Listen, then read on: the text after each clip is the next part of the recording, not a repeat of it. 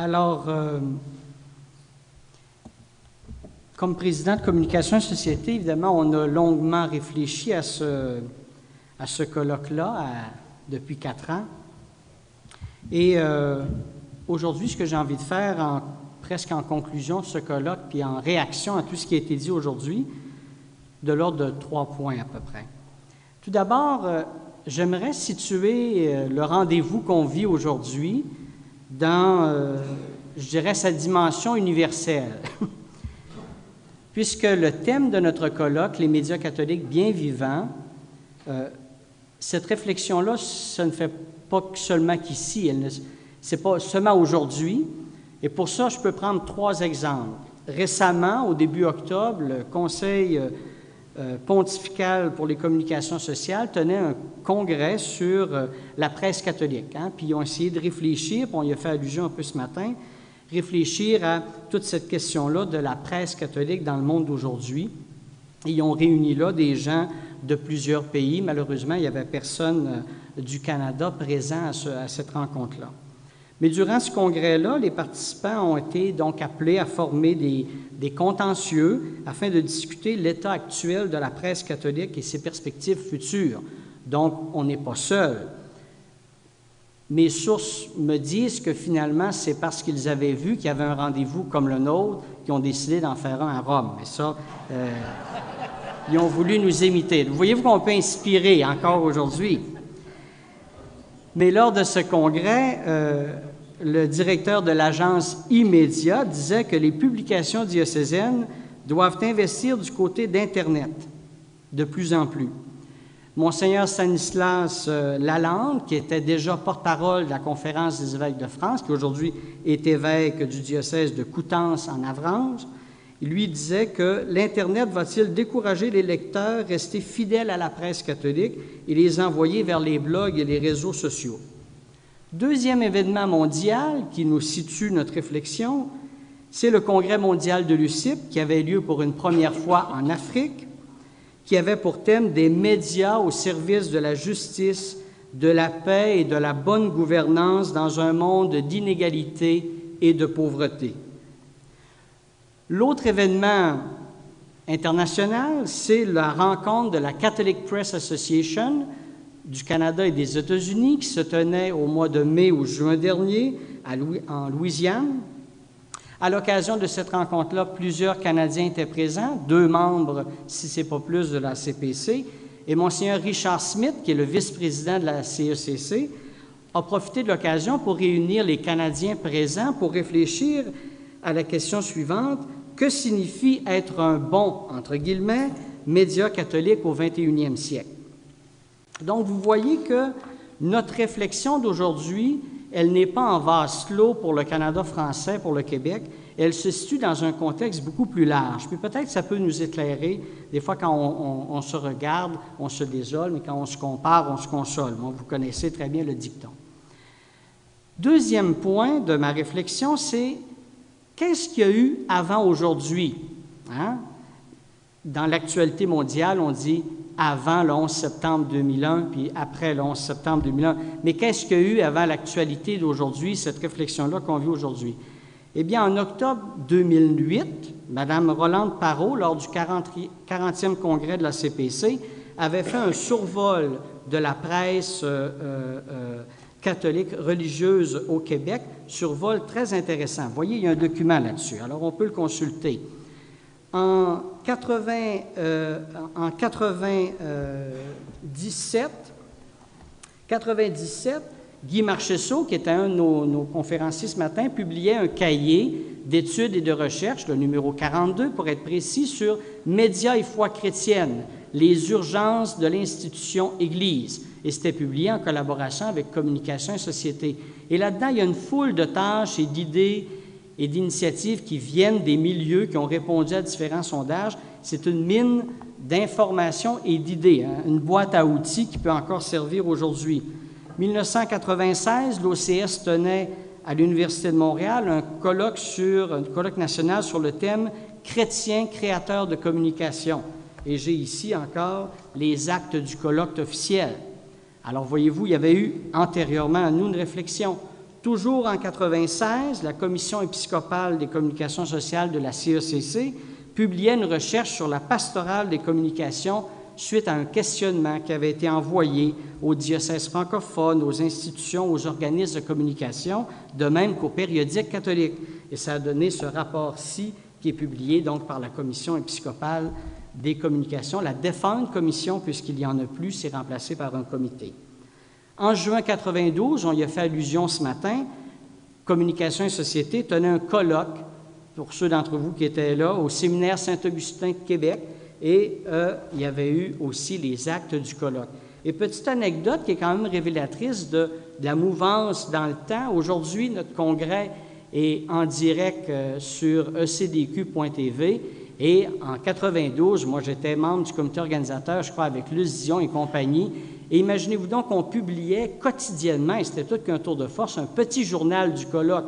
Et on se promenait à l'étage des résidences, au séminaire, au petit campus Saint-Augustin, pour vous mettre ça sous la porte. Je ne sais pas si tu t'en rappelles, Régent. Et vous voyez, alors on était des camelots, on était encore à l'époque du papier, et aujourd'hui on est sur le web comme réflexion. Alors c'est quand même intéressant. Toujours en 92, Monseigneur Lucien Labelle publiait un rapport d'activité pour l'année 91 pour la Commission pontificale des communications sociales, et son rapport, c'était l'Église et les communications sociales au Canada. Il faisait un regard non seulement du côté français, mais également du côté anglais. Donc, vous voyez que c'est un travail de longue haleine. Si on est là aujourd'hui, c'est parce que d'autres personnes ont été là avant nous, qui ont voulu réfléchir, mais je ne crois pas qu'on recule, je crois qu'on avance au contraire. Donc, on est vraiment sur la bonne voie. Maintenant, troisième élément, des initiatives qui peuvent nous inspirer. Récemment, la Maison des médias catholiques a été inaugurée à Havre, en Belgique. Cette maison est le lieu de travail d'une trentaine de journalistes et de communicateurs qui œuvrent à l'hebdomadaire Dimanche, au portable cato.be, à l'agence Catobel et à la radio-télévision catholique belge. On a parlé ce matin de concertation nécessaire. La Belgique, ce n'est pas un pays c'est pas tellement plus gros que le Québec, si je ne m'abuse, en termes de population. Donc, vous voyez, ils se concertent. 30 journalistes, imaginez-vous la dynamique que ça peut créer si on avait un centre, une maison des médias catholiques au Québec. Qu'est-ce que ça créait comme énergie? On aurait besoin d'un seul photocopieur, on aurait besoin de... Donc, ça peut nous inspirer. Récemment, il y avait un article également qui était publié dans le quotidien La Croix, on y a beaucoup fait référence ce matin, qui examinait l'accueil réservé aux nouveaux arrivants dans les paroisses. Et on prodiguait dans l'article quelques règles à suivre pour accueillir et mieux aider ces personnes qui cognent à la porte. Alors, il faut constamment, disait l'article, soigner nos communications. Prendre soin de soigner nos communications. Il semble désormais impensable de ne pas avoir de site Internet, disait l'article, paroissial ou à défaut un blog.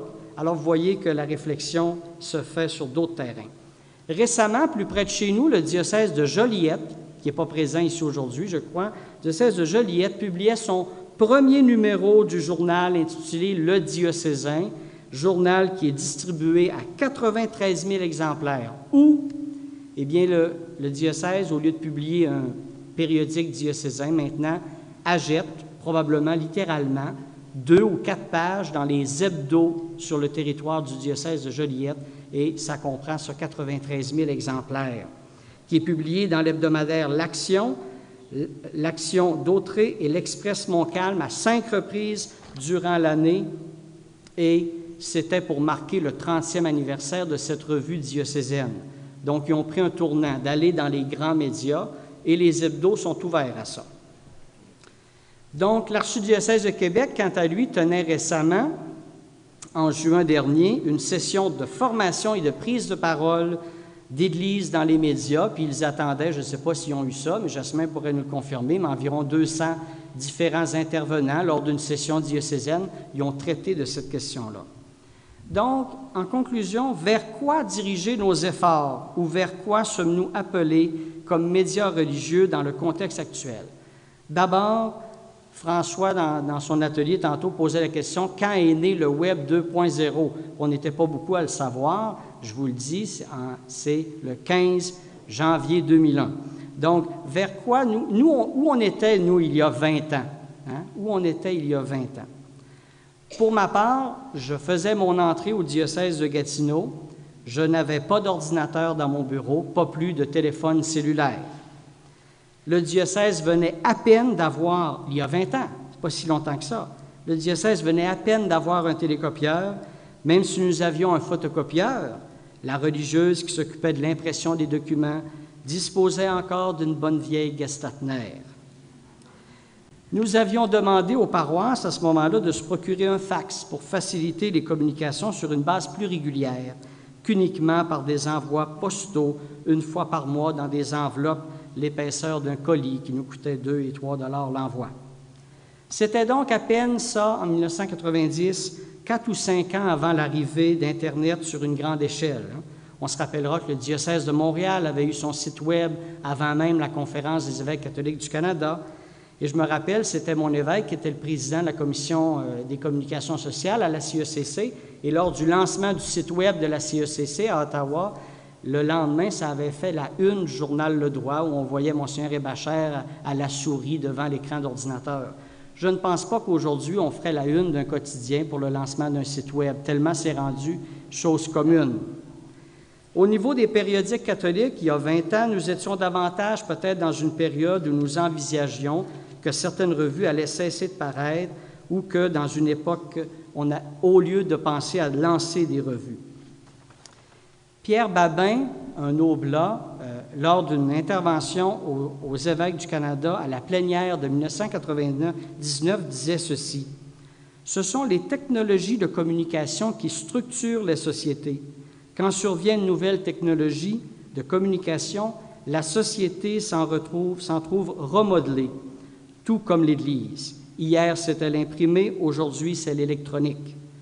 Je pardonne tout aux Anglais, disait Gandhi, excepté d'avoir apporté la technologie en Inde. Le petit Dieu qui bouleverse la culture, c'est l'électronique, base de toutes les nouvelles technologies de communication. Certes, il y a bien d'autres cultures que la culture médiatique, mais celle-ci est majeure. La culture de l'électronique est sur le point d'envahir le monde entier à une vitesse jamais connue dans l'histoire. On est en 1999. Alors voilà quel était le contexte de ces années-là. Moi, il y a 3 ou 4 mots-clés qui me reviennent aujourd'hui. On a parlé d'avoir une communication qui se fait à 3 niveaux. C'est le cœur de l'intervention de Guy Marchessault ce matin. Oui, de l'institution vers une population, une communication de prise de parole, une communication de dialogue.